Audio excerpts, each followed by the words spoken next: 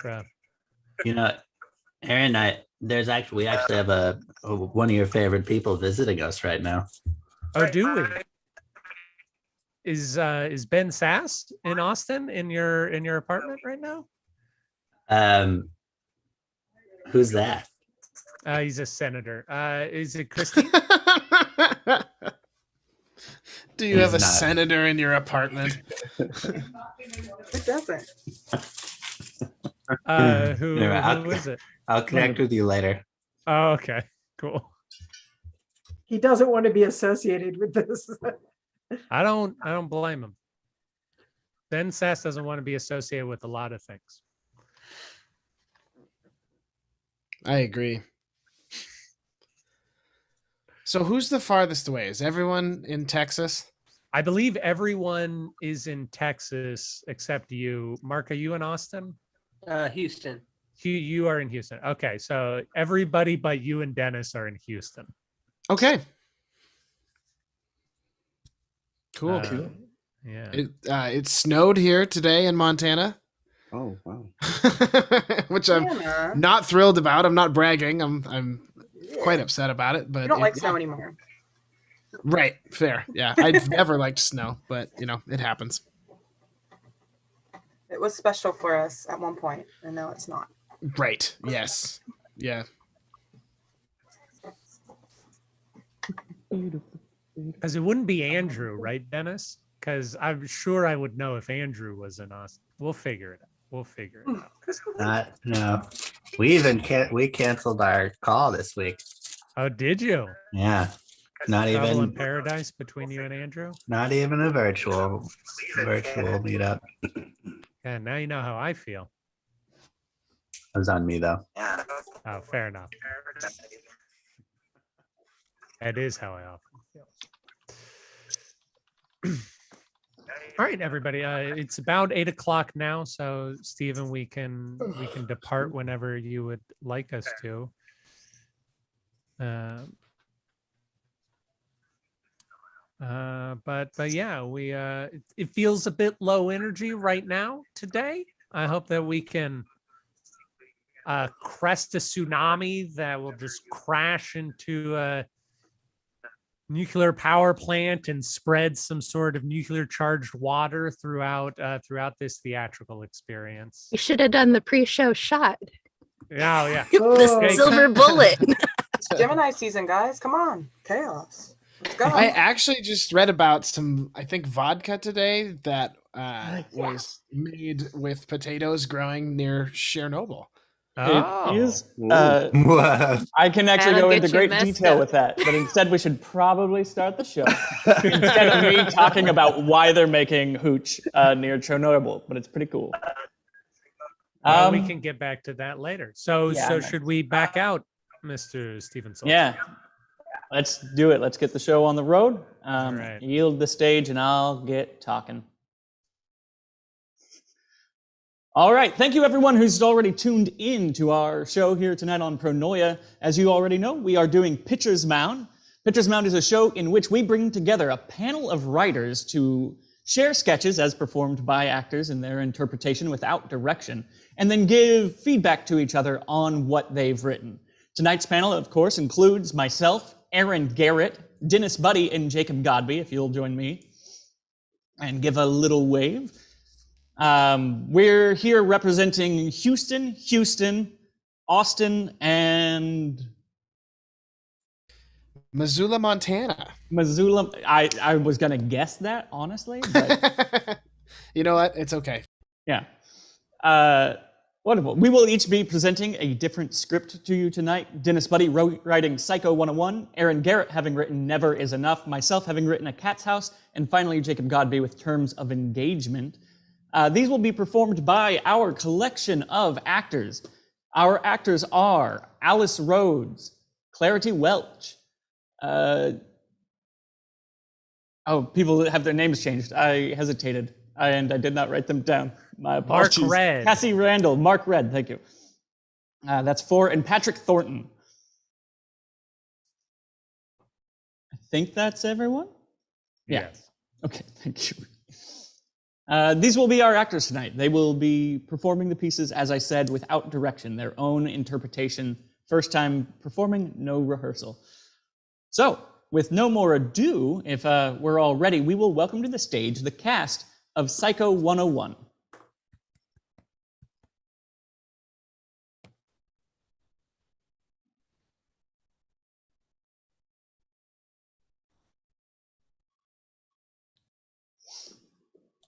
Interior of a classroom.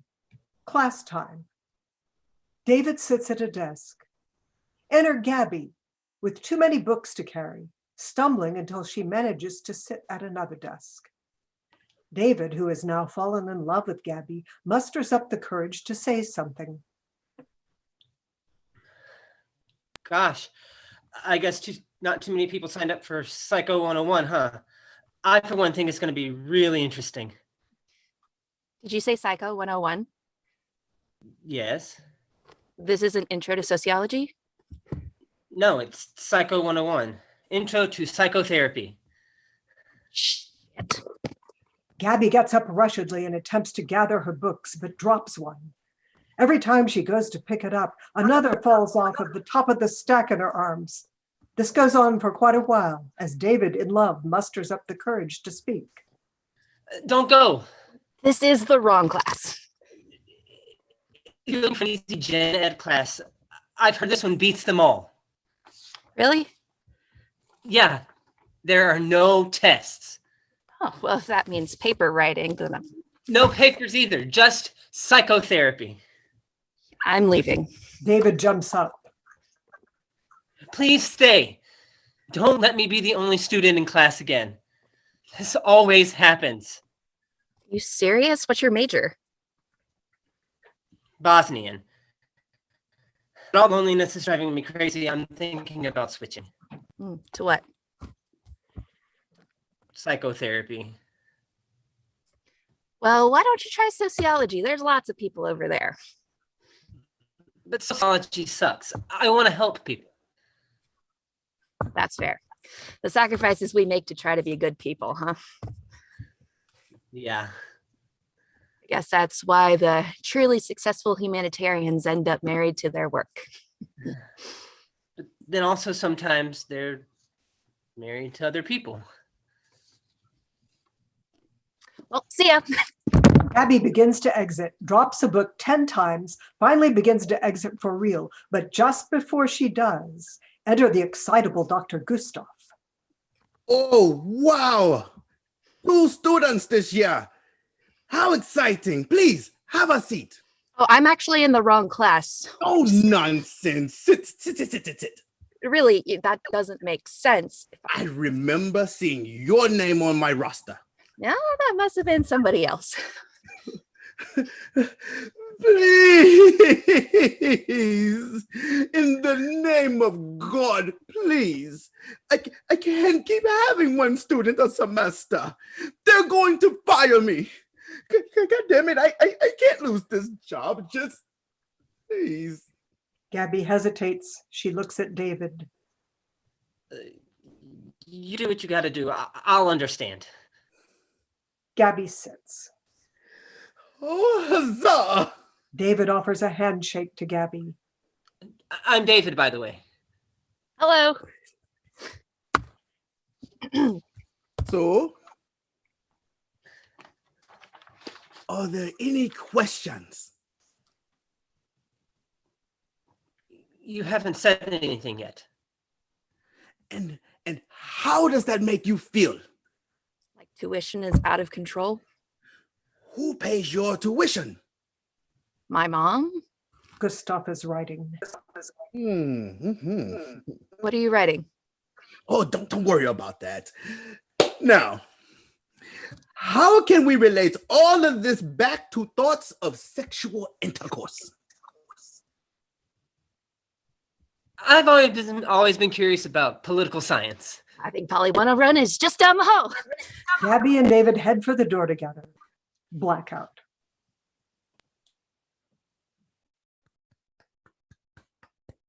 Thank you. Wonderful. And now the panel will have 15 minutes to discuss. And only 15 there's a timer. Well, I hope Dennis brought a heated metal basket like the ones in the Chipotle line, because I'm about to shred me some chicken. Oh, I don't even know what that means, but I'm excited to see it happen. I don't know. Yeah, I was just formulating that as I spoke, and I'm not a fan of what came out. So thank you, Dennis, for bringing this sketch, writing it. Thank you. Absolutely, Dennis. I feel like your work at its best often has a bunch of people that feel like they're on the verge of a simultaneous emotional breakdown and epiphany. And this particular scene does well to show a lot of people in that moment, I think.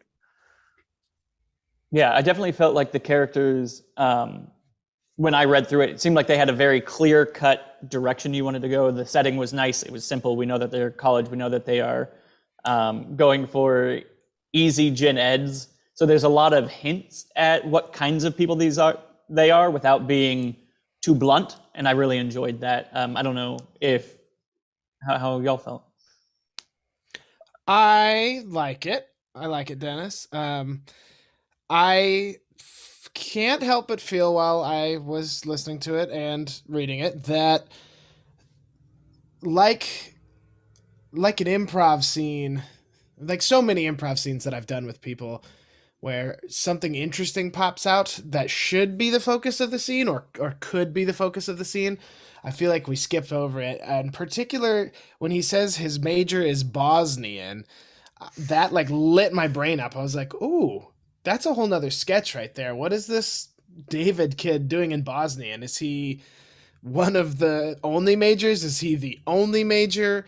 Like, what's going on with that? I found some of the little details grabbed me a little more than the big picture. I would agree with Jacob, although I will take it in a different direction. I also felt as though it was a little unfocused, and that I wanted maybe a more central exploration of one thing. But at the very least, you seem to have several threads in the sketch. Gabby's clumsiness; she's constantly dropping books, and that's very interesting. But it's not seemingly connected to anything else that's going on. David is in love with Gabby, which in and of itself is a fun thing for the actor to play.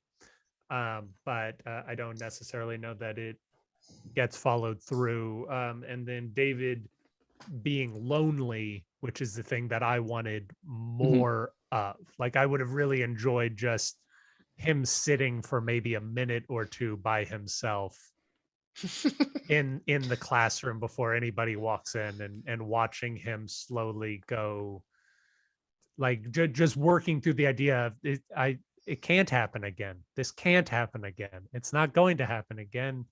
SYCO 101 was supposed to be so much better. But I feel like they have that, and then you also have like a brief digression into I want to help people, but how is he going to help people with Bosnian? Is a question I have. I think that would be a fun thought. And then the end of it seems a little strange, because if he doesn't want to be lonely, and he's in love with Gabby.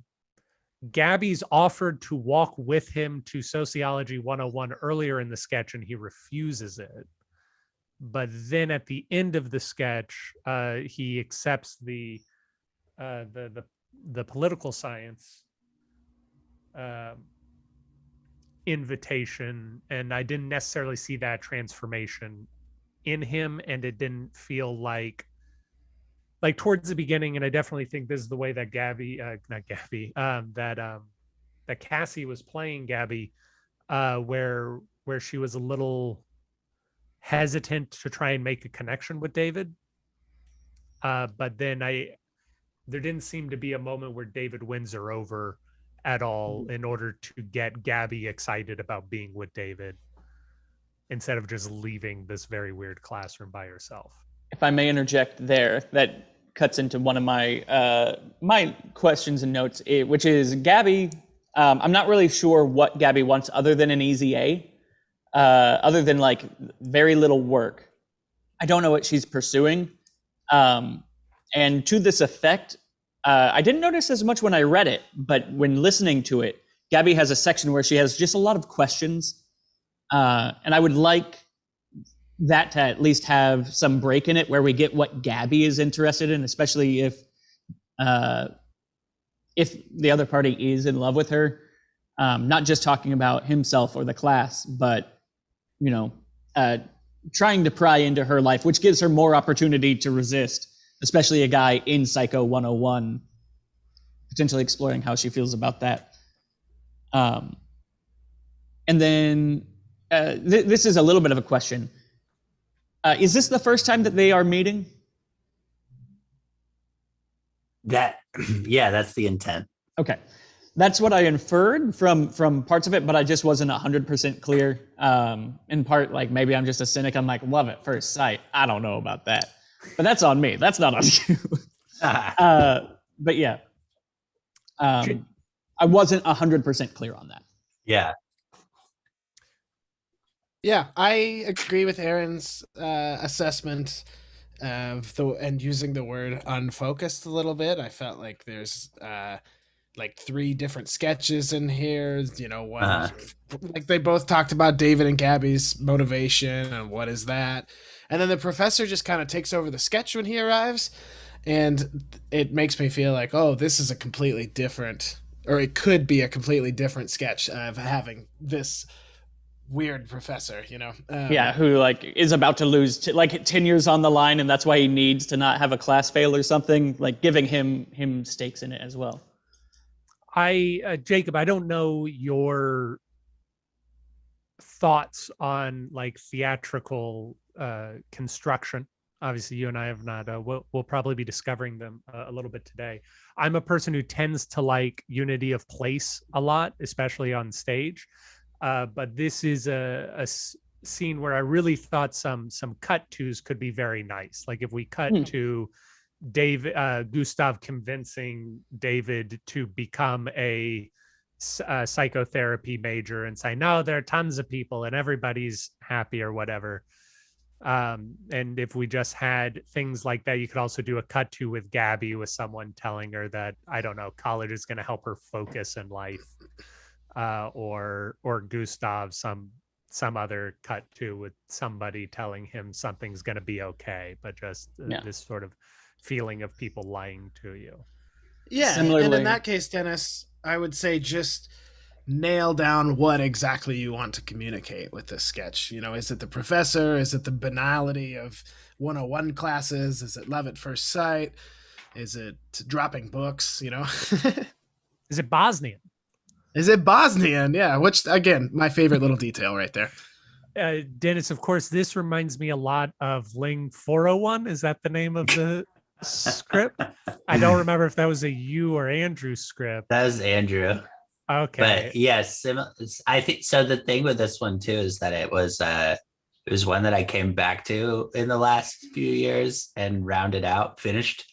But like it did when I first dropped the start of it, like in the first kind of ideas. It was long ago. Similar to Ling 401, which is just, if I remember right, it's just a British man yelling at students for not saying things right. Yes, but it also has a very strange professor and a very small class. In the vein of highlighting the loneliness in the sketch, I keep imagining this as a potentially filmed or even staged work, and then just really spacing people out too much, like putting it in a 200-person lecture hall, especially if you do have that long moment, or having the seats too far apart so that he's really trying to connect with Gabby from too far away and manifesting that distance. I think could be fun and interesting to see. And jumping onto that, the introduction already comes at an interesting place in the script, and it could be very fun to have the entire punchline of the sketch be them introducing themselves to each other. You know, they go through this whole thing, and then at the very end, like, oh, hey, I'm David, by the way, you know? Yeah, definitely. Because I think right now the end sort of like Jacob said, Gustav takes over the script when he comes in, and he's not important to like what we might call a traditional character arc. Unless we're trying to put pressure on Gabby, because he certainly does that. But even so, them just agreeing to leave and then leaving. Yeah. I want to know what Gustav is doing as they leave. Yeah. Or I don't want him to be there. If you're interested in elongating it, if you do want to keep all of the parts that are involved, I think one thing that could be interesting is to introduce Gustav, have him be his awkward self, because I do really enjoy the character, and then go into pantomime lecture and have us reconnect with the two main characters, flesh that out a little bit, and then have Gustav interrupt, be almost a disruptive force, because he is already that. And so like anytime they're close to connecting, you can have him break it off or get too close. Just then comedy rule that. of threes. Comedy rule of threes, have the disruption.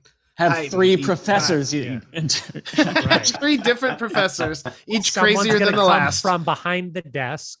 It's going to turn out that Gabby is undercover forensics professor at the end of it. I assume that's where it was going. Yeah, I think it's in the subtext. Yeah. But yeah, I'd say that my general thing is that there are a lot of interesting character moments that seem to lack from a solid through line.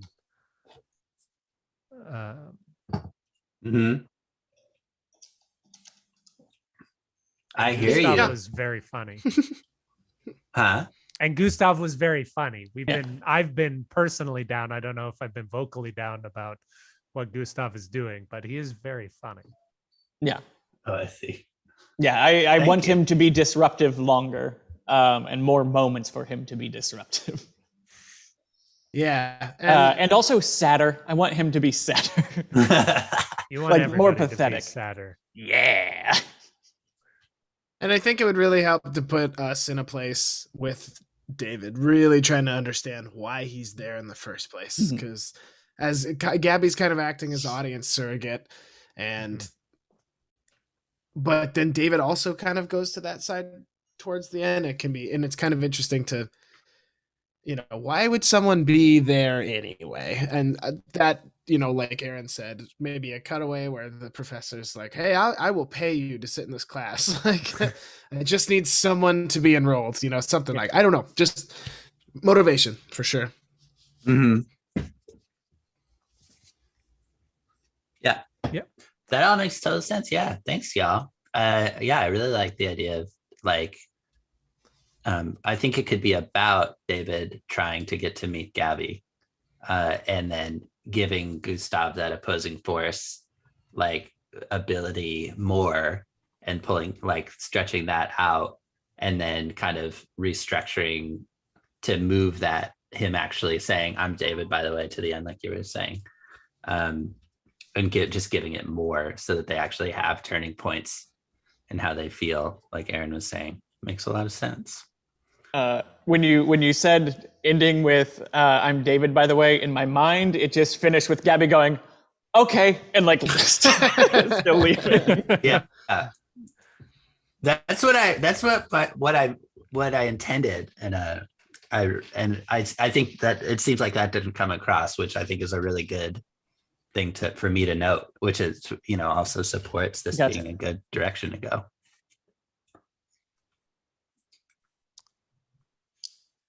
Yeah, thank you very much. Any final thoughts on this piece?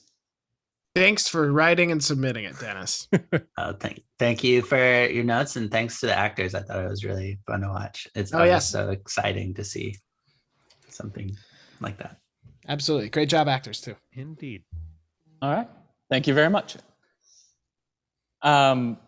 Before I introduce our next piece, I'm going to go ahead and remind our viewers at home that if you would like to support us here at Pronoia Theater in producing Pitcher's Mound or Space Trainer, the number of things that we have been live streaming into your home almost unwillingly, you can find us at paypal.me/Pronoia Theater. That's PRONOIA theater with an ER, or Venmo at Pronoia.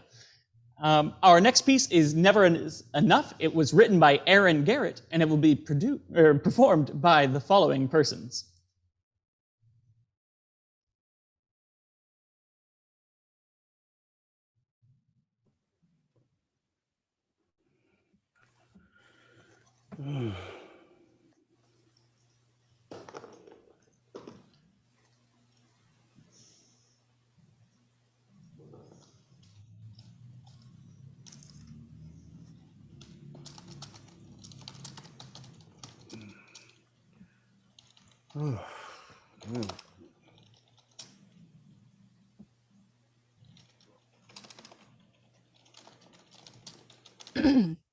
Characters. Sandra. Mid-20s, not self-conscious at all. She's a tourist from, and then stop me if I need to skip along, to our setting. The action takes place on a stalled Amtrak train traveling to Boise.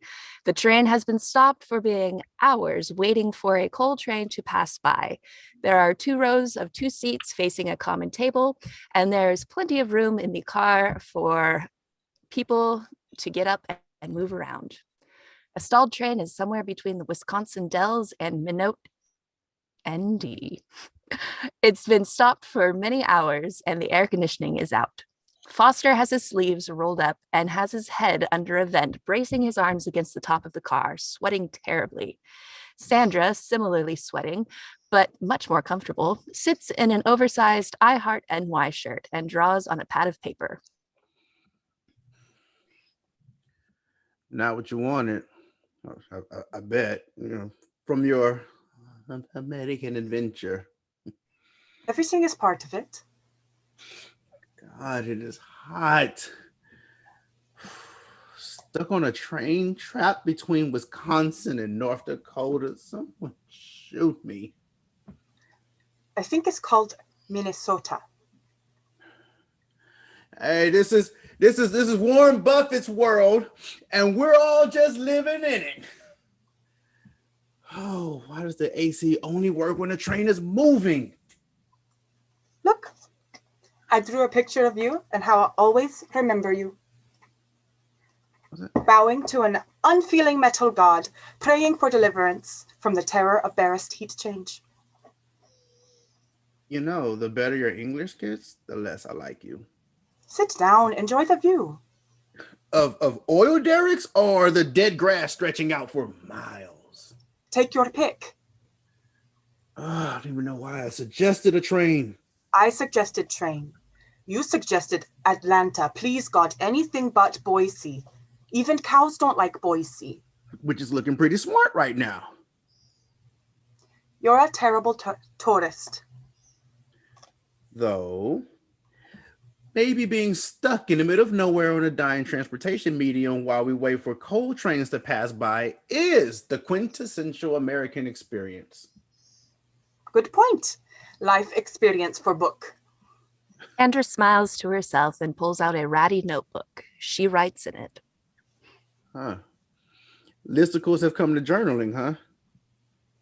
Life experiences for remembering later. I'm not really like this. It's just, we're in the future. Why do I ever have to sweat? It's only like 26 degrees. Stop being such an American about this.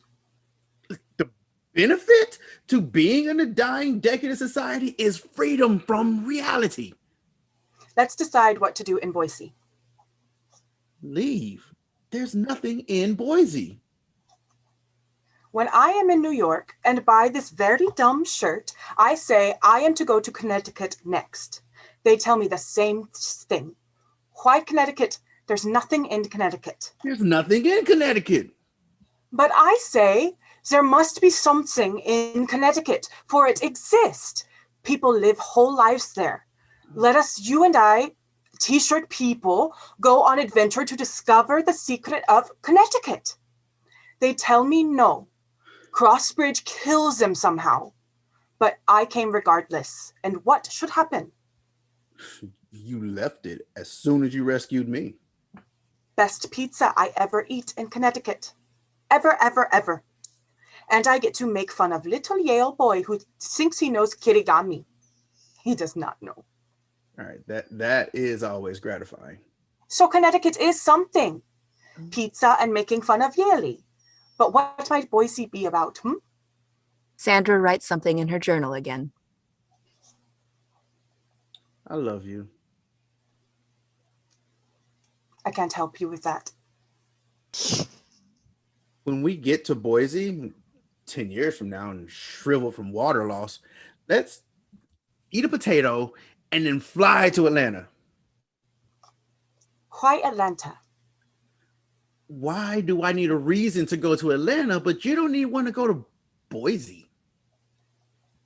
I'm already on train to Boise. Thirsty has the legs. You're talking in old world again. If you want to go to Atlanta, go to Atlanta. You want to have adventure with European mystery girl? You aim to date? Oh, don't be like that. You must think Estonians very naive. An opinionated tattoo American man boy drops everything to go on indefinite vacation, and he doesn't want to get some? As they kept shouting at me in New York. For your information, it's because I hated my life. Do not force me to leave you here in Minnesota, where the common people will take pity because with no cell signal, you don't know how to do everything but whine. Hey, I'll have you know that whining is an American tradition. And I think when I'm wetting to death, happy, hungry, and stuck in nowhere USA, I've earned the right to a touch of hyperbolic complaint. We're not stuck nowhere, Mr. D. Foster Johnson. We're a world each of us. Go strike up a conversation with someone. Talking to someone who would use a train? May as well buy a typewriter ribbon. Draw me a picture. Put it in my book. Sandra hands him her pad. Of what? You leave imagination in Connecticut? Of anything. Foster stares at the pad for a long time. He puts the pencil to the paper, takes it away again. Well, now it's hard. Solid. Then elapse. Draw me pretty cloud. Is that easy enough for you? I'll figure something out. Foster goes back to work drawing. You fit well in Estonia. They're all boring there. Number one, knew it. Number two, I'm not boring. I just know what I want and more importantly, what I don't want. You do not know what you don't know. You know, the worse your English gets, the more I like you. Atka mind vaiule. Everyone in theory is so sure they know their life, they never need to go to Paide. I'm sure that's very cutting, but I don't know the ins and outs of Estonian municipal rivalries. Maybe one day. You go to places in your mind and you think that's all there is. What if Boise hit you right in the head, right in the heart? I don't need to go to a car wreck to know I don't want to be in one. And I don't need to go to a rodeo to know I hate the smell. And I don't need to go to Boise to know there's nothing there. You're not listening. How frequently does this work for you? Throwing darts at a map and insisting there's something special? I found you. Wander to enough bars, you're gonna find me. Plenty of me, believe that. With little more than an angry glance, Sandra gets up and walks away. No, don't be like. I just finished the drawing. I just finished drawing you a sugar skull, Sandra. It was supposed to be a Terminator, but I screwed up. Foster can't sit with himself for too long. He stands, he sticks his head by the AC, then hits it when it doesn't help. He sees Sandra's notebook. He pretends to wrestle with whether to read it, but he's already made up his mind and he leafs through it. He rereads the last few pages, chuckles to himself, and puts the book away. He looks out the window. Sandra returns eating a Hershey bar. Look at me. I deigned to talk to one of those verminous train people, and he gave me a chocolate bar. Hershey bar, not real chocolate. I took you one. Guess I'll eat two. He stole a whole case or something, and now they're melting like Hershey's Revenge. In Estonia, we build chocolate to not melt. She notices her notebook was moved. You piece of shit. How? Am I using that right? Basically. You fucking piece of shit. How can you tell? You moved it. I put it right back. You rotated on 2 axes. Why did you notice that? I studied math. How was I supposed to know that? Ask me a question sometime. Okay, here's one. What the kurat, you litstura? Oh, you learning Estonian swears for me. That's very sweet. I thought so. But it's real grade school. We need to work on your creativity. You don't think much of me. You do not know what I think. I've read the thing, your journal. I told you to your face you are annoying. I'm still here. We're on a stalled train. Where else would you go? Be with the chocolate thief? Or follow Ticket Taker around? Hey, don't start dropping words now. You're better than that. Fine. Look, if we were in Boise right now, would you abandon me? I don't plan to. Plan to. But you would if it seemed like the thing to do. So you can scribble "be a bad friend" in your little collection of experiences? No. That's been there for a long time. I would never do that. Could never do that. Can you not be honored that you've given me so many new experiences? Well, I am a narcissist, so yeah, that is pretty comforting. Sound of screeching as the train starts up and slowly begins to move. Oh, thank God. Nobody knows what will happen in Boise. Maybe, maybe not. Oh, I got an idea. Don't go to places in your mind. Let's draw something together. Sandra picks up her pad, not noticing the sugar skull for the first time and laughing at it. Very dumb. I love it. She turns the page and thinks at it. After a moment, Foster moves to sit next to her and picks up a pen. Blackout.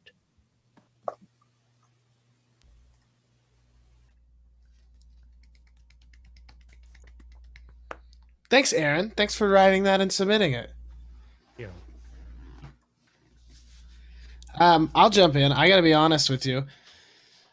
I am a student of mostly comedy, not so much theater, and definitely I'm a premise writer, not so much character. So something like this that is like a deep character exploration in a very theatrical way is a little harder for me to wrap my head around, but I want to hear what Dennis and Stephen have to say, and I will absolutely jump in with more thoughts.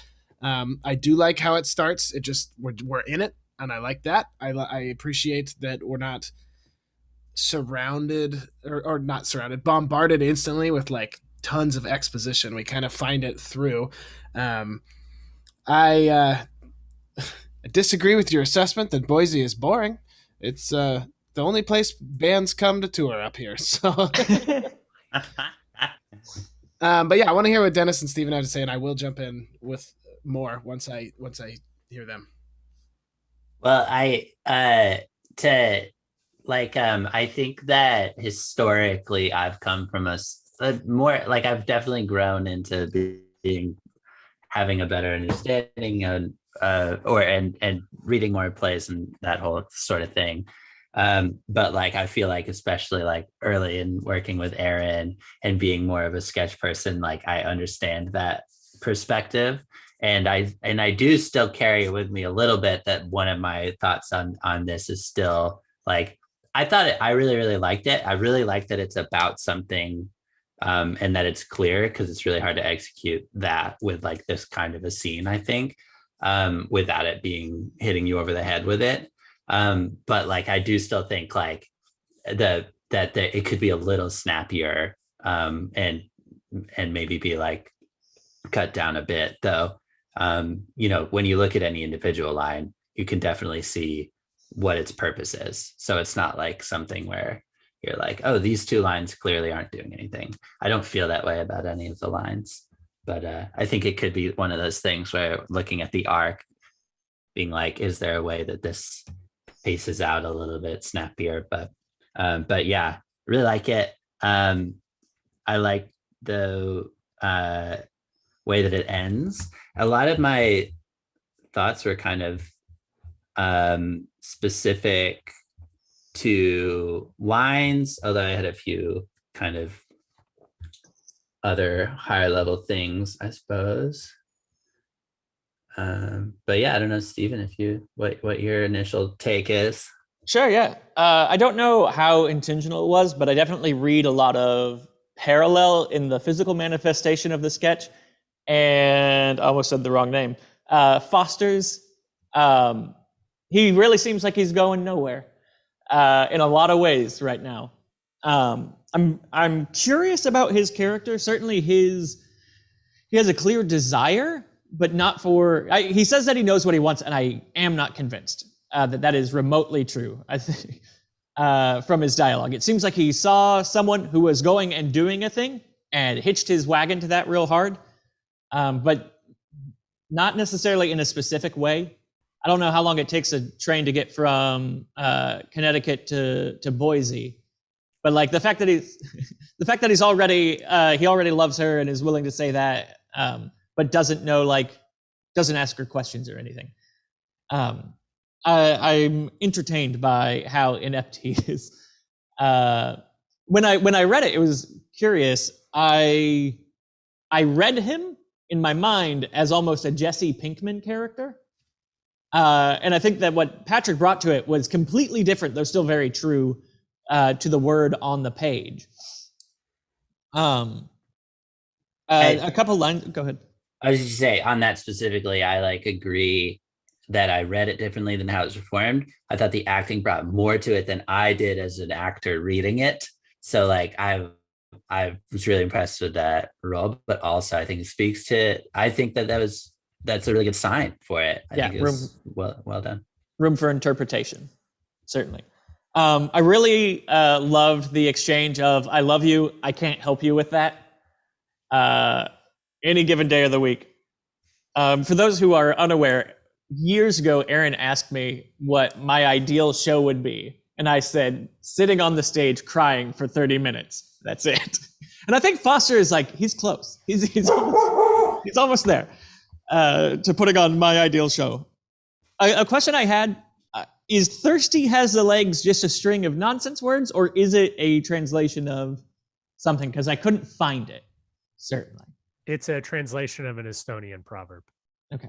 It seemed like it, but like I said, I couldn't find it. So which means it's not. The point is that it's somewhat obscure, so that Foster doesn't know. But the meaning is that the person who wants something goes out and gets it. Yeah, it comes across that way, but I just didn't know if it was actually Estonian. Neat. Yeah. Maybe he can hit it a little harder. That he has no clue what she's saying. I would like to see. There's some implication or discussion of perhaps impulse control or something similar in these characters that we don't really get to see live. I would like to see it in the moment. Presumably Foster left a job, friends, something to go across the country with this gal at the drop of a hat. But he's extremely hesitant to do anything. And I feel some dissonance in the character there. I don't know if it was like his one big push,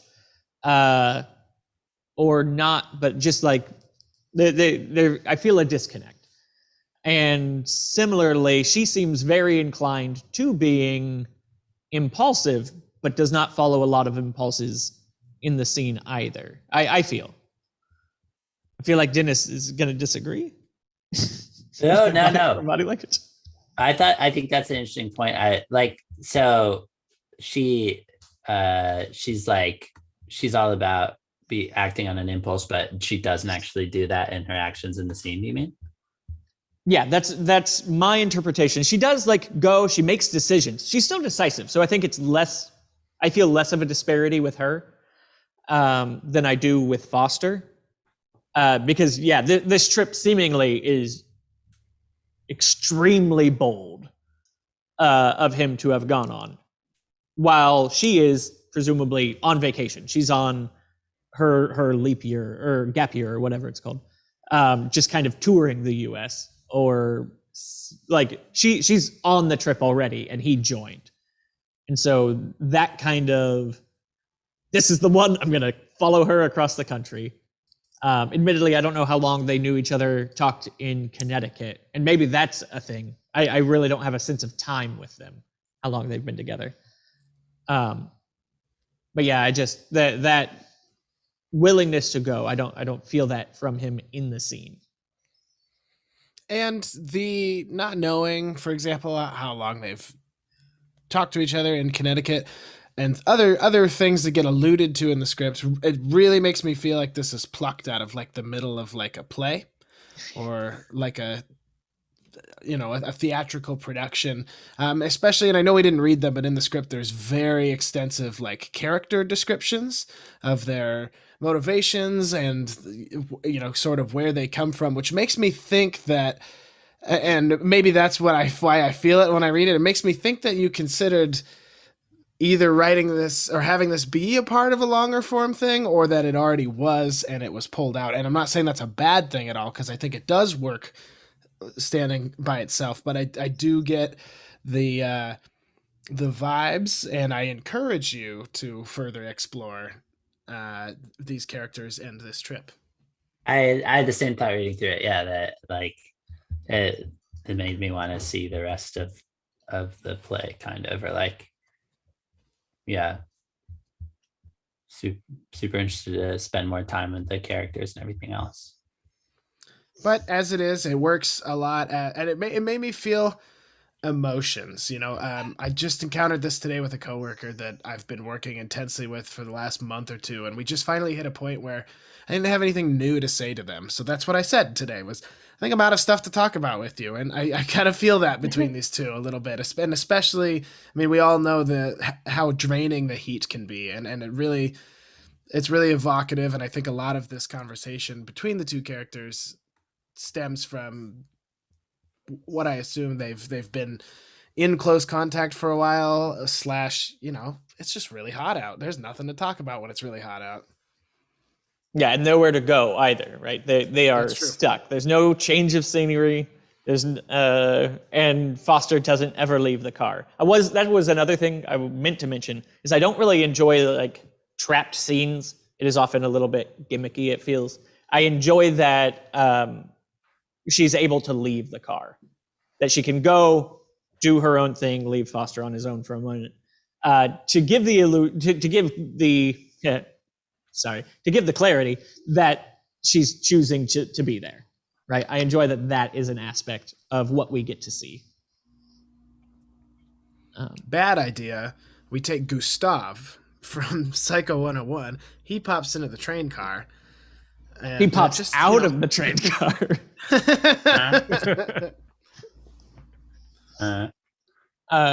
Aaron, a note came up that you had mentioned previously that you wondered if it would be mentioned. Would you like to speak to that? I don't know that I did. Well, can you refresh my memory? Yes, you and I spoke briefly that this is in fact part of a play, and you had. No. It's part of a sketch show. Okay. Which is important because what Jacob was saying is that these characters seem as though they exist in a longer narrative and at least to me they do not, is that they begin and end in this particular scene. Okay, Um, that's cool. That's yeah. I appreciate that. I appreciate your approach. We come from two very different schools of writing. Again, where We my do. characters serve the point or the joke I'm trying to get across, and yours exist as these sort of like 3D, actually dimensional people. And I appreciate that. It's a good exercise for both the writer and for someone like me to read and be like, whoa, I can put more thought into mine. It is very new for this project, though, those sorts of descriptions Sure. that you mentioned. Mm-hmm. So Stephen, okay? So Stephen mentioned the "I love you" line, and I actually also comment on that line, but I felt the opposite about it. I was kind of, and I don't know, it might be because I'm a little bit like, I don't want to say immature, but kind of like basic in how I like feel about like I always enjoy rom-coms, that kind of thing. So like for me, like if the relationship at some level is like is them not being transparent with each other, then even though it's like very tongue-in-cheek when he says that and all that kind of stuff, it still felt deflating to me, because like there's so much heft to that then later like when it ends with this moment that says like, oh, their relationship just took a step forward. They're like, he is like taking a step forward. He's writing in this notebook with her. I was a little bit like, oh, but he like kind of has this courage to like kind of step out of his comfort zone and say bold things. So why did he do that then, if now we're kind of getting here with it? And I get that, like, I think I get why that happened, but I think that just there's so much heft in it, "I love you" words, that it was a little deflating to me for that to happen early. Interesting. Go ahead. I was going to say, there's a pair of lines that I can't decide how I feel, so I was going to ask y'all your thoughts on it, which is the better you get at speaking English, the less I like you, and the worse you get at speaking English, the more I like you. I can't decide how I feel about those lines, so I was curious about y'all's input. Because they certainly strike me, like they stick, and it's a refrain. I didn't even notice that they were both in there. That's funny. I'm wrong. They don't stick. Okay, for me, I guess. But I thought they were fine. They didn't stick out to me though. I think the second one plays a little better for me with Sandra's line, like, "You do not want what you don't know," and he's like, the worse your English gets. It's like, it's a moment of humor and I think a little bit of levity in the scene, because. Yeah, he sort of understands, I think, what she's saying, but at the same time, it feels a little fun and a little flirty as well, I think. Mm-hmm. I don't have an opinion as much on the first one, or the fact that it's a refrain. On a similar note, though, he also says, "Don't start dropping words, you're better than that," towards the end, which is a similar kind of through line.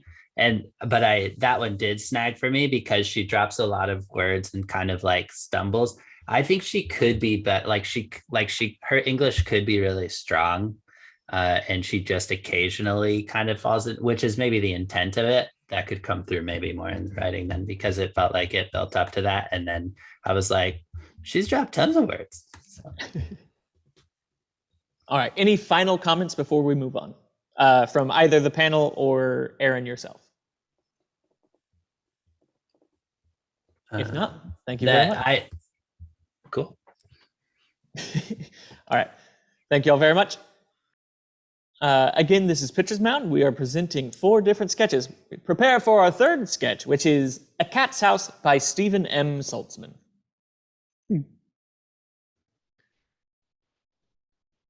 3 cats in the living room of a small middle-class home. Ted cleans himself, Horace paces, and Chez stares out the window. Set should include a table somewhere downstage to the side. I'm bored. Play with me. No, I'm bathing. Play with me. No, go play with Chez or find a toy. As Horse says the following, they stop pacing, crouch, and pounce. I don't want to play with Chez. I want to play with you. No, stop. Horse, get off me. Ugh. Stop, or I will tell the king of cats. The king of cats. I'll tell him, and then he won't love you. Shut up, Ted. The king of cat loves all of us. He's our meownarch, our emperor, and he'll never not love us. Fine, I'll tell the mistress. The mistress, she hates us. What? The mistress? The mistress. The mistress? The mistress. Stop that! The mistress loves us. After your next bath, come to me with your hair clumped in spikes and a squish of wet fur in your foot pads, and you tell me that what she does is out of love. Okay, so maybe I don't love everything she does, but she feeds us, doesn't she? You think she feeds us? Pathetic. They don't give us food. They deny us access to food, filling our bowls with only the small morsels they've decided to deserve. If we were free, truly free, we would be fat like pigeons, gorged on fresh meats, food so wet the blood drips from our maws, only to be baked in by the heat of the unfiltered sun. No, they don't feed us. They cage us in comforts and offer simple diversions to keep us complacent. See, this is why I don't want to play with Chez. And it's not just the mistress. The mistress. It's the king of cats, too. The king of cats? You think he loves you, but from all outward displays, you think he might. But does he love you? Or does he just love having you? Chez, I don't think you should talk like that. He loves the mistress. The mistress. Shut up! He loves the children, but they roam freely. They enter the pantry at their will and drink heavily from their glasses of milk. The children spend so much time in the sun it sears their feeble flesh until it peels under their weak constitutions. The fools never seem to learn, but still they are free to make their mistakes. We are not even permitted to put our paws on their table. Whatever, Chez. You just like to complain. Oh, he makes a good point. We're not allowed on the table, the counters. They shut us out of the bathroom. They don't let us outside, make us wear those ridiculous clothes every Halloween. It's outrageous. It's okay, Ted. You can just say it. Ted climbs onto the table. I miss my balls. Where did they go? I had them. I fell asleep and then they're just gone. That doesn't just happen. The mistress must have done something with it, and I... Theodore Maximus Finnegan McAllister, you get off the table this instant. Ted hops down with a mixture of fixed fear and shame.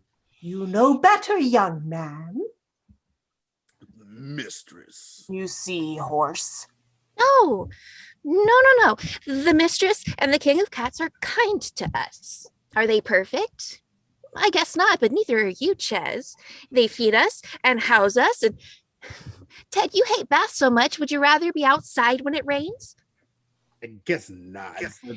And Chez, you want to eat the birds, but what about the predators? While you chase pigeons, you'd be chased by wolves. I sit at this window every day and I've not seen a wolf once. The wolves are gone. The king and the mistress and their kind got rid of them. And for that I thank them, but we no longer need their protection. No, we owe them. You're just being greedy and ungrateful like always. No, I don't want to hear it. I just wanted to play, but Ted wanted to lick himself and you wanted to be a sad loser. Why can't we just have fun ever?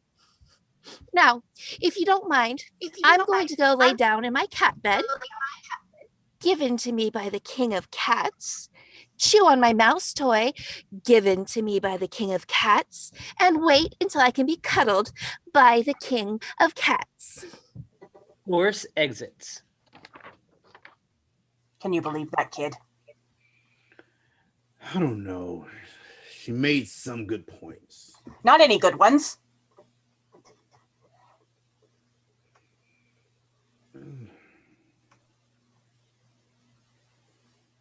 You know what? Come on, Chez. I hate the mistress as much as the next cat, but it's time to eat. Ted exits.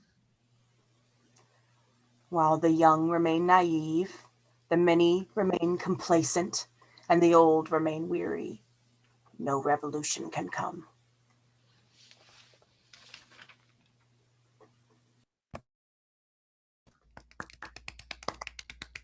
You always make me want to clap faster, Jacob.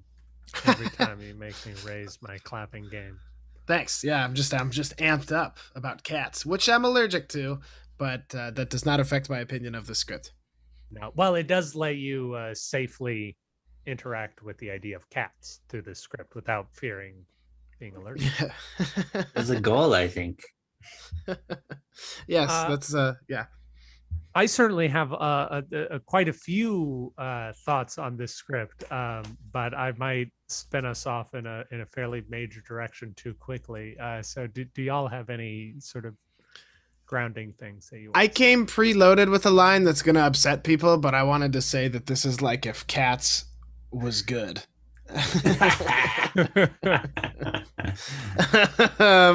So have you not read Dennis's cat script? I don't think I have. Dennis's cat script is pretty good. Okay. It's we don't pretty have the similar vibe, and Yeah. so I was gonna say that for one, I love the tone and setting of this sketch because I myself go there and find it very amusing to have cats being incredibly melodramatic Shakespearean type characters. I want to give a shout out to Chez too. I felt like the reading of that was funnier, like hearing it, than I was on the page. Like, I think it just really promoted the juxtaposition of Chez versus the other two cats, and I appreciated that. And I laughed out loud at Chez's very first monologue, like because it just kind of comes in like a wrecking ball.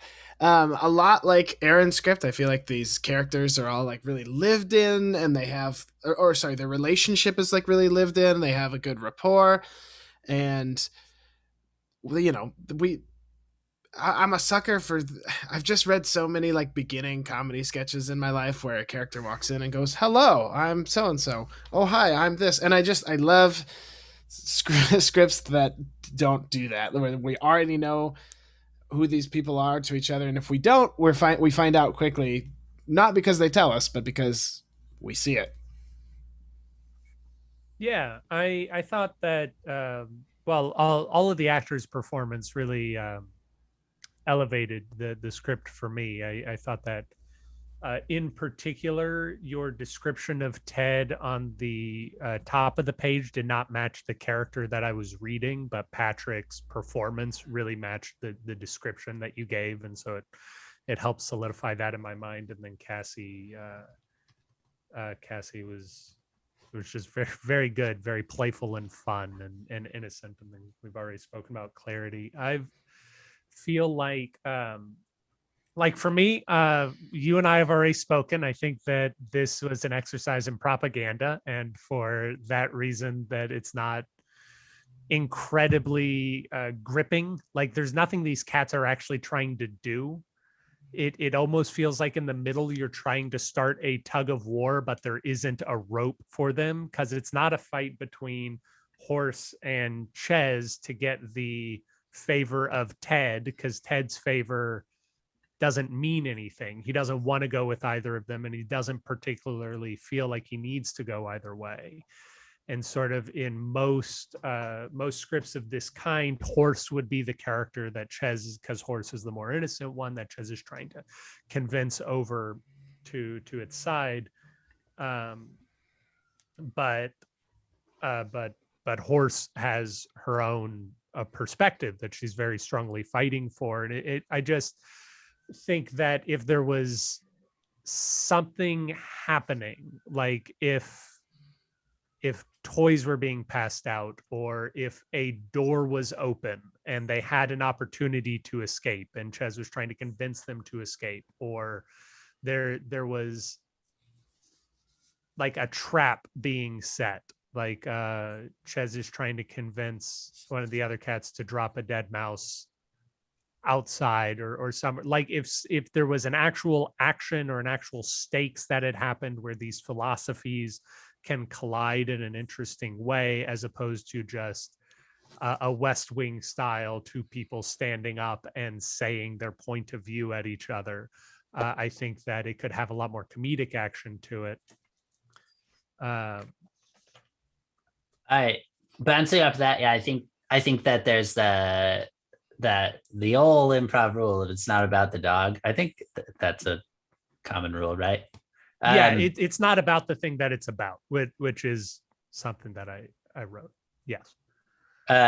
Yeah, so like basically like it gets a little bit like they're talking about the mistress, and they're talking about the philosophy of being a cat.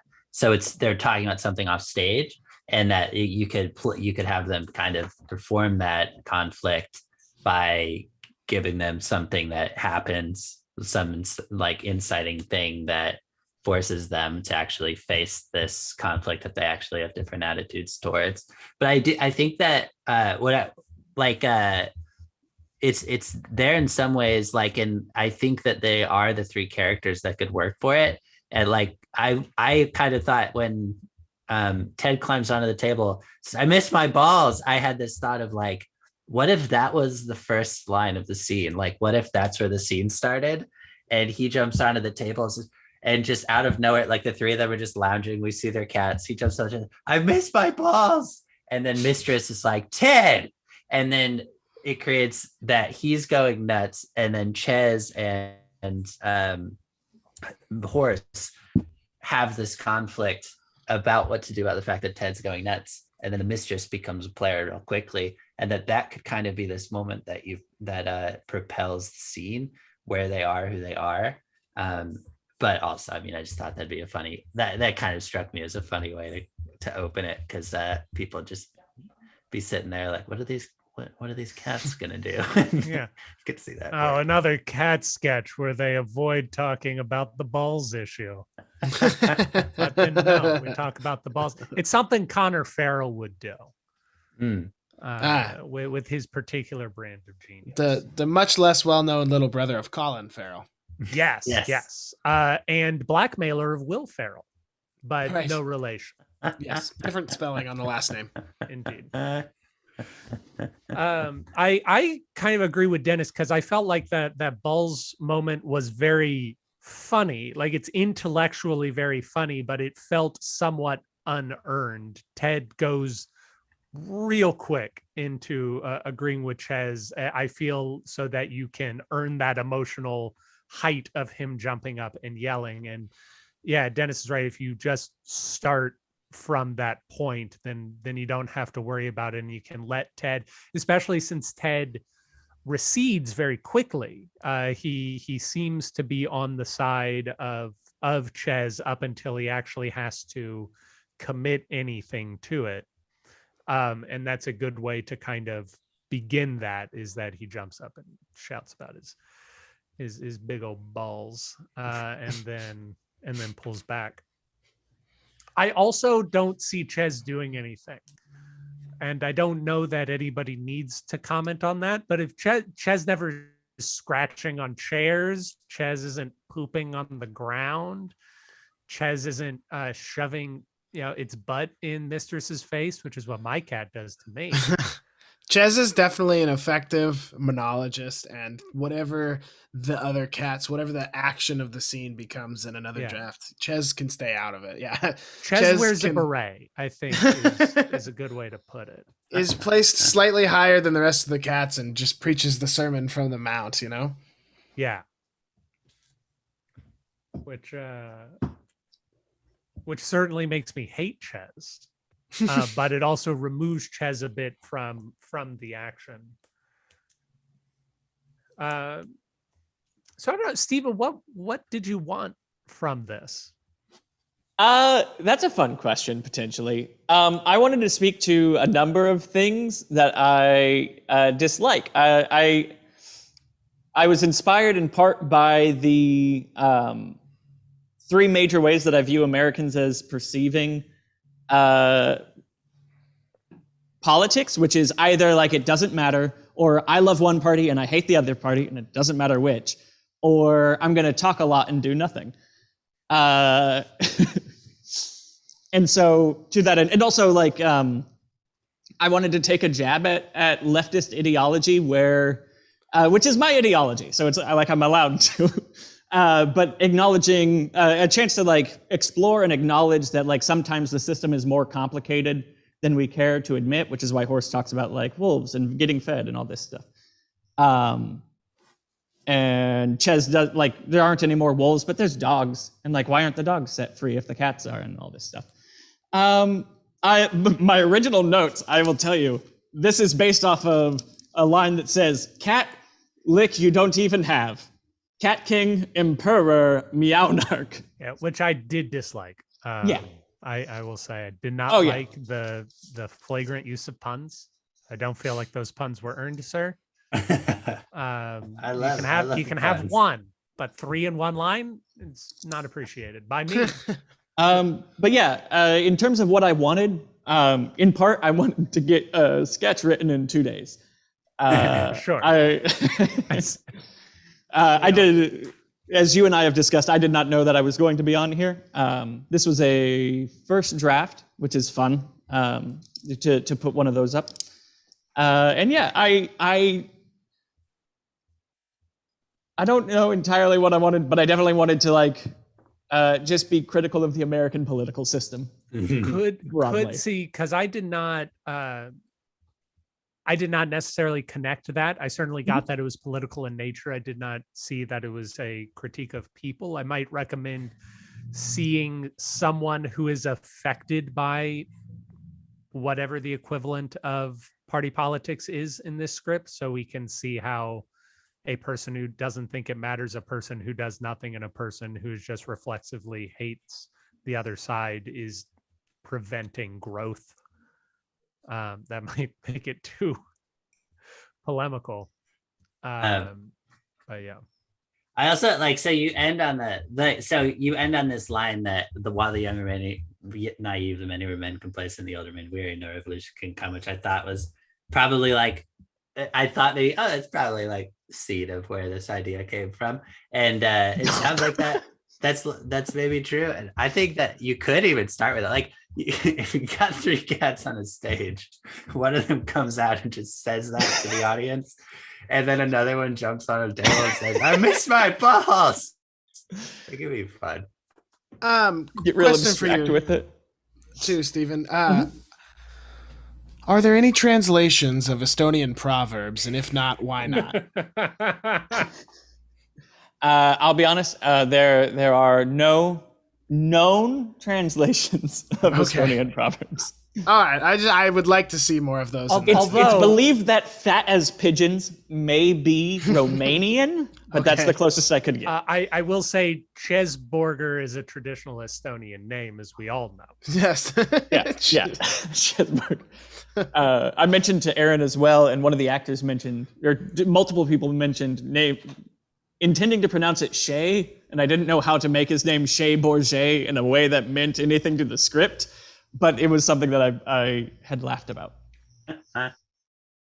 Indeed. I do agree with Aaron's assessment that in order to do the political allegory, but also add the action of the scene, the stakes, whatever you choose could just serve to further the allegory, or I don't know if that's the word I'm looking for, but the mapping or the characterization of it. Yes. In any of those things, if there's a way that we can see a political issue being enacted upon the stage instead of just a discussion of different ideologies.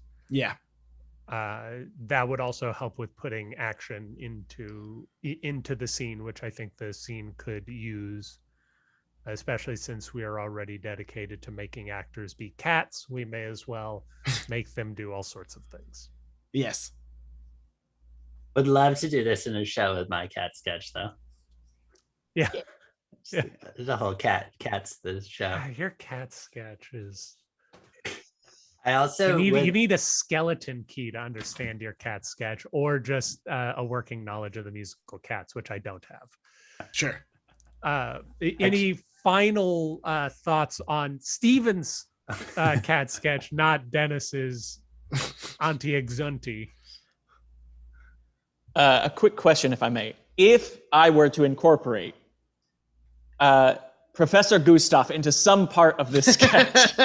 I think Gustav is the mistress, yes? No, well, Gustav jumps up on the table and shouts, My "Where are my balls!" balls?" Where are my balls? How do we make this sexual?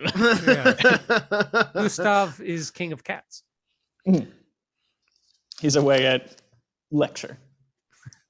Indeed. Right. Thank you all very much. With no more ado, we are coming to our final sketch of the evening. I will take this opportunity, though, to remind you that if you are still tuned in, if you ever tune in, if you want to tune in the future, consider donating at paypal.me/Pronoia Theater or Venmo us at Pronoia. And now I present to you Terms of Engagement by Jacob Godbey.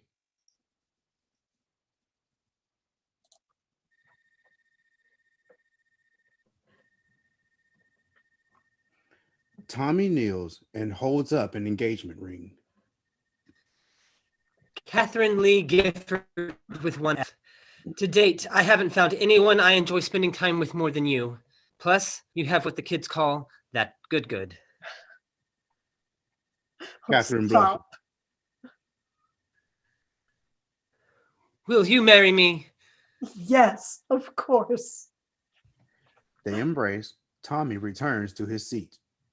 I love you, Tommy. I love you too. We soak in the love for a moment until Kathryn pulls out a large stack of papers and drops them onto the table. All right, let's discuss my terms of engagement. Huh? It's just a few simple contracts that I need you to sign if we're going to get married. Yeah. Okay. Kathryn hands a pen to Tommy. Now, this first part is just standard monogamy procedure. Don't look at girls prettier than me. 3 ways only by my suggestion. You get the picture. Do I need a lawyer present or something? No way, silly. Remember, we're in love. Initial here, here, and here. Tommy initials. She turns the page. Whoa. What's on this page? Oh, that's the Carrie Underwood clause. I'm sorry? The Carrie Underwood clause. If you cheat on me, this gives me license to dig my key into the side of your pretty little souped-up 4-wheel drive. I drive a Prius. You know this. Yes, but further down the page, you'll see that I can also carve my name into your leather seats, take a Louisville Slugger to both headlights, slash all 4 tires, and maybe next time you'll think before you cheat.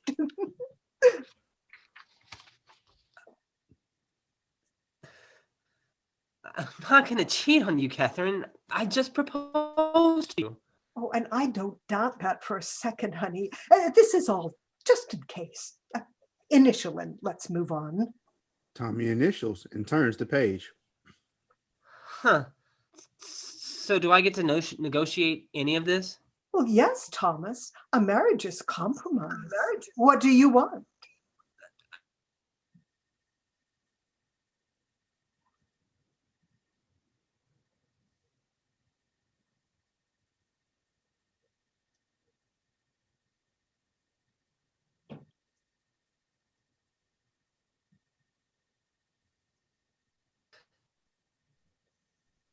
Thomas, what do you want? I don't know. Say I wanted like a man cave. Oh, of course. Check out this page. She flips to a page. Man cave rules and regulations. very simple stuff here. It can't be in the garage. I get to decorate it. It must always smell good. And also it's called a wee cave. And what happens if I don't agree to those rules? Let's see. Oh, yeah, page 336. She flips to page 356. Tommy looks. It says murder-suicide pact. It's the murder-suicide pact. How have I never seen this side of you? I need some time to process. Tommy stands to It's leave. not what you think. Tommy turns back. What is it then? Well, it is a murder-suicide pact, but it's a simple explanation, really. Should one of us cross a line as specified within the contract, they shall then be killed by the other, who will in turn kill themselves. What lines can't I cross? A man cave? Standard monogamy procedure, Tommy. Infidelity, man cave construction, toilet seat left up. You get it. Hold up. Say I come home drunk one night, take a piss, leave the seat up, and then go to sleep. I might never wake up. It's a two-way street, Thomas. I can only kill you if I kill myself too. Yeah, but if I'm dead, how do I know you killed yourself? You don't trust me, do you? I'm not saying that. Your whole contract seems pretty well thought out. But did you think through the whole suicide follow through? You don't trust me to kill myself. What? Sure I do. I bet you'd be the best at suicide. Don't trust me to kill myself. Whoa, whoa, whoa. Stop shouting that. I thought you loved me. Why don't you trust me to kill myself?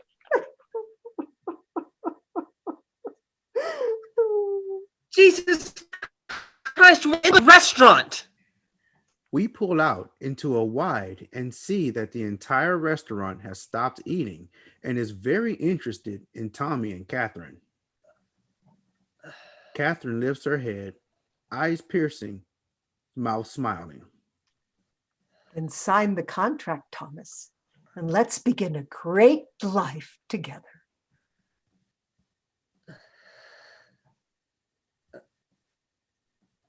Okay. He signs the contract. I need to use the restroom.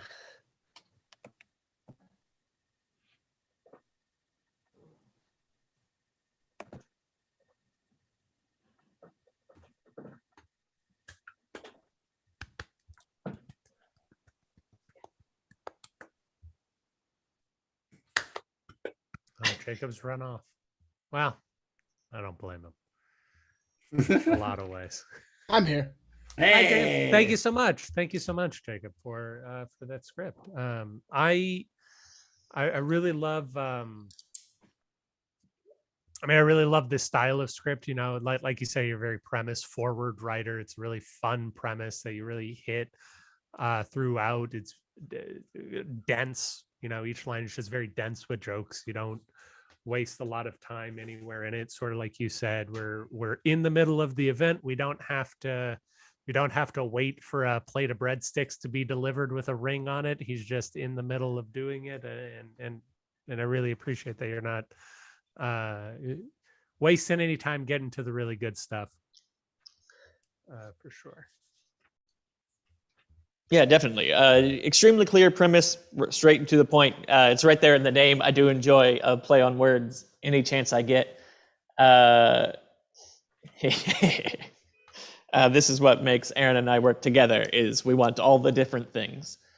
But I do. I liked it very clear and concise. A lot of the imagery I want to, like, I'm excited to see, like, two people at a dinner talking, and then she pulls out a 4-inch binder or a 6-inch binder. That's just this enormous contract, and she knows how to navigate it. Like, I think the visual imagery of the sketch is really, really solid. I really, I'm excited reading it and seeing it.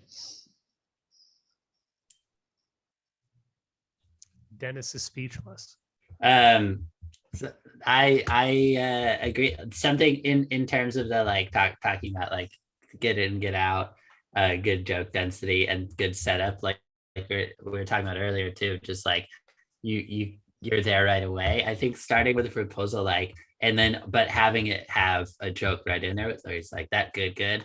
It's just like it's gonna put the audience on your side, get the energy high, and also be like, you got a joke in there, even though you're just in the setup of the scene, you know, like they're just doing a proposal, and the point of it is to say, we just did a normal proposal. Wait till you see what's going to happen next, kind of thing. What's going to go wrong, but that doesn't mean you can't do jokes. And so I really like that. You know, not wasting any time. For sure. I had a couple of really specific moments I wanted to look at in it. I don't know if y'all wanted to address any more general things first. Potentially. I don't care if it's first or not, but I have some slightly more general thoughts. So one, I really enjoy how it starts off extremely saccharine, and then we have this really hard turn where we go into the legalism. And he even says, like, I've never seen this side of you before. I really like that turn. I really enjoyed that. I think I would like in the script more chances to see Tommy thinking about the future, thinking about what he wants, talking about like just mooning over over this, what he envisions their life will be together. To have her then cut back in with the legalism, like, yeah, you can have all these things, you can have all these things, you can't actually have that one because da-da. Also just to keep him engaged instead of like resistant, I think. The more he gets to think about what he wants, and we can hear his conflict, right? Between this is a crazy script or crazy contract, but also I do want this, and I want this beautiful future I envision. I'd like to see more of that tension, I think. Yeah, I think on a similar thing, I think so that my initial thought was like, I feel like this could use the I think you should leave treatment a little bit. Like I assume you saw that on Netflix, Jacob. I don't know if y'all two did, but like you would imagine a sketch like this potentially, you know, like this would be well suited, but then like it would go completely off the rails somewhere inside there. And that was my initial thought, was like, okay, we get that thing going, and there's kind of the rising action, and then nothing that I was like, oh, that was really, really unexpected happened from there. So I could have used something that caused it to go like a little bit more like in another direction. But I think based off of what Steven's saying, like thinking about his motivation, if you give him more that's kind of keeping him there, because like, so it's a really weird thing. So let him be like pushed away as much as he possibly could be, but also still kept forced to still be there as much as he possibly could be. And if you give him something that's forcing him to still be stuck there even more, then that gives you the opportunity to say, okay, now we could take this in a totally different direction, and that thing still exists. So he's still going to be stuck there, even if we went nutso. And that could be, it could be an interesting thing to explore, to say like, what is keeping him here really, really, really? Obviously, he just proposed and everything, but like giving that some action or some, you know, putting that in words and then seeing what happens could be really interesting. I wanted to focus on a few specific moments. I'm always trying to find, like personally, I'm always trying to find ways to get action to like to eliminate. I think I'm frozen. That's a shame. I'm looking for ways to eliminate lines and try and get action as much as possible. And I think you've got a really good opportunity at like the bottom of 3. When she flips to the page and he looks and he says it says murder suicide pact.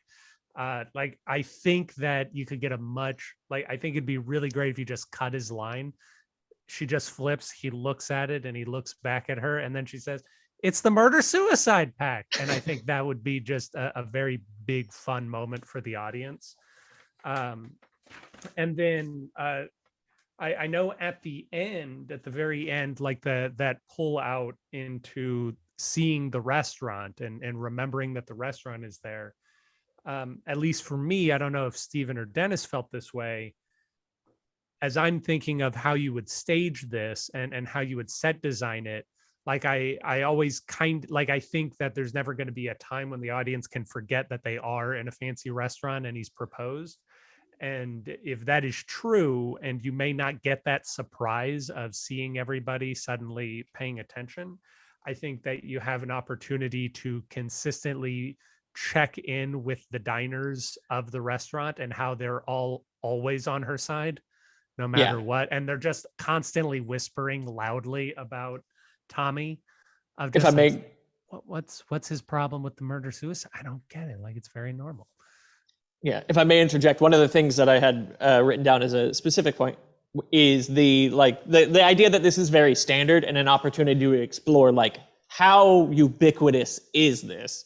Either citing examples or like Aaron saying, having people be like, yeah, it's just the murder-suicide pact. Like, what is he, a hippie? Like, really taking Tommy to task with his not being down with what everyone does. That's just ways to increase the pressure on him. Yeah. Because I almost wanted them, like, this is very dumb. I almost wanted them to applaud at the very end of the script as he walks off to the bathroom and she makes the cutting motion and then just applaud, and a waiter brings a dessert and says, "We hope you're very happy together."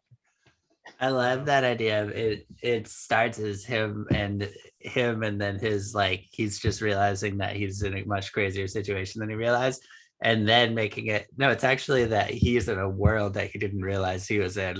So the whole world is like starting to be like, wait, what's your problem? Why aren't you on board for this? Which then is saying something about society, which is really fun too. So that would be a really fun, like, act 2 turn, you know, that midpoint kind of thing. Yeah, though I do think that, which I think this is maybe more a me thing, but I'm the resolution is like then very tragic, and it did read as tragic to me in this one, where it's like okay, like he's like, he resigns by signing at the end, which totally works, and maybe works. Beautiful. It's beautiful because better. Everyone hates him and he has to sign it. Yeah. He has to sign it. It's great. It's the all the world loves a lover taken to like a violent extent. So it could be, though, it could just be that you're just hitting that even harder. But I'm also always a fan of a happy ending. And so if there's a way where he actually is like, oh, the world does make sense. Like, this insane world does make sense. And then he's like on board and he signs, and like, there's, you know, start making out on the table or whatever. That's a way to kind of. When he finds the grill master clause. I think the Key and Peele does that sketch at the end when he falls out the window, and then he like turns back from the car and he's like, I think I'm getting it. But he like. For me, just because I really think that this is a very strong piece, and that like focusing on small moments is the best way to do it, because the energy is so good in it. I think the Carrie Underwood joke stays a little longer than, like, I was like, I get it. It's good. It's funny. Like, I don't know that, like, I think after I drive a Prius, you know this, you can skip to something else. Or have him try to, and she doesn't let him. Right. Well, that's not my sort of bag, Stephen. We've talked about that before. It's true. But just options.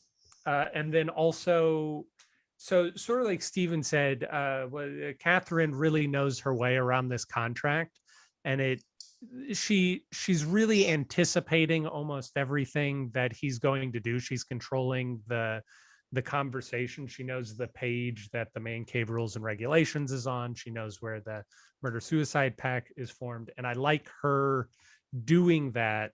So Tommy kind of flags the energy of the scene momentarily on, so do I get to negotiate any of this, instead of him like just starting to try and counter negotiate. Like, I don't I feel like in a sketch that's clipping along, he's a speed bump right there when he can just be like either like Stephen was saying, thinking about the life they have together and the home they can build, and he just says, well, I guess it's not so bad. I can have a man cave. Of course you can. Foof. Well, a wee cave. Yeah. The wee cave is such and such and so and so.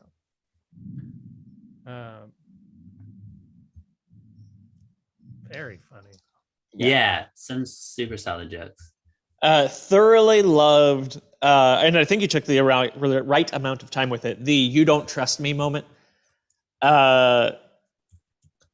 Oh yeah. That moment was brilliant. I love that entire section of her saying, "You don't trust me to kill myself." I would watch a longer, worse sketch for that moment alone, and yet you delivered a shorter, better sketch than what I'm imagining. So, yeah, I love that moment. It's really great, and definitely like drives home the repetition of "you don't trust me to kill myself" after just like "you don't trust me."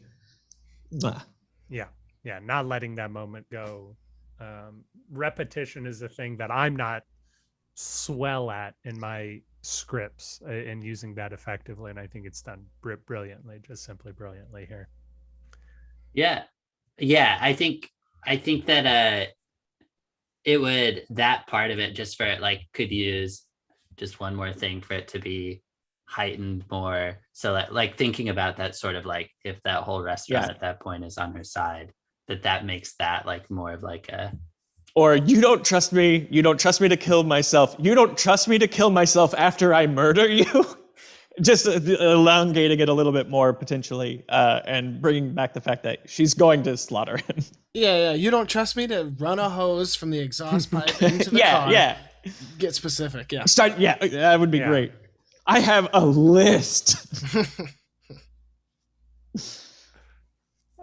Do we have any final thoughts, or Jacob, do you have any responses? You've been posting jokes in our personal chat. I'm sad that the entire audience doesn't get to hear myself. Sorry. No, thank you for reading it, and thank you to the actors for doing a great job reading it as well. Yeah. Fantastic. All right, wonderful. Well, if there are no more comments, that brings us to the end of our show. Thank you very much for tuning into Pitcher's Mound. Our writers, once again, have been Dennis Budde, Aaron Garrett, Jacob Godbey, and myself, Stephen M. Saltsman.